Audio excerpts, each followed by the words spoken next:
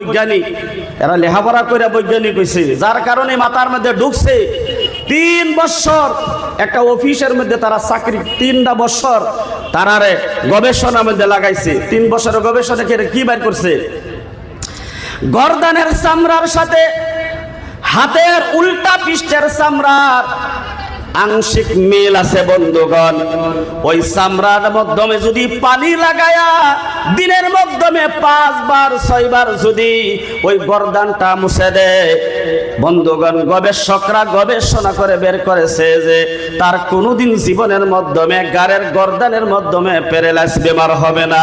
তারা 3 বছর পর অফিস থেকে বের হয়ে রাস্তা দিয়া যখন যাইতাছে, রাস্তা দিয়া যাওয়ার সময় দেখে একটা মুরব্বী মানুষ পুকুরের মাধ্যমে বন্ধুগণ এই হাতের মাধ্যমে 2 হাতের মাধ্যমে পানি লইয়া গর্দানের মাধ্যমে লাগাইতাছে, গাড়ের মধ্যে লাগাইতাছে।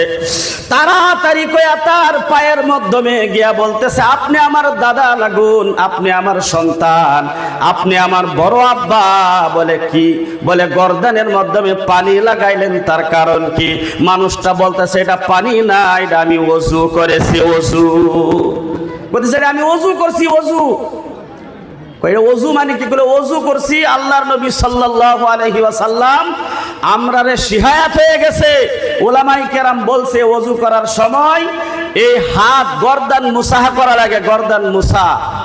ওরা আর সহ্য হয়ে গেছে। আহারে ওই মানুষটা কইতাছে বিশ্বনবী মুহাম্মদুর রাসূলুল্লাহ সাল্লাল্লাহু আলাইহি ওয়াসাল্লাম 1500 বছর আগে আমাদেরকে এই ওযু শিক্ষা দিয়ে গেছে। সুবহানাল্লাহ। 13 জন ছিল গবেষক, এই 13 জনের মধ্যে 13 জনই কইতাছে তাহলে তো তোমরার নবী যে 1500 বছর আগেই কথা কয়ে গেছে, আমরা 3 বছর গবেষণা কইরা বাইর করছি, যেই কথা তোমাদের নবী আগেই কয়ে গেছে।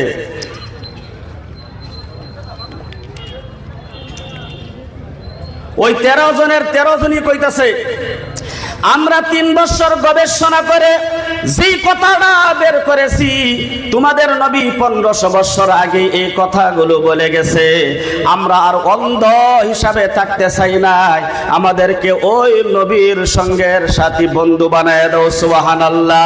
সাথে সাথে বলছে তোমাদের হুজুরের কাছে নিয়ে যাও, আমরা আর অন্ধ হয়ে থাকতে চাই নাই। ওই 13 জন বিজ্ঞানিক একসাথে লা ইলাহা ইল্লাল্লাহু মুহাম্মাদুর রাসূলুল্লাহ মুসলমান হয়ে গেছে।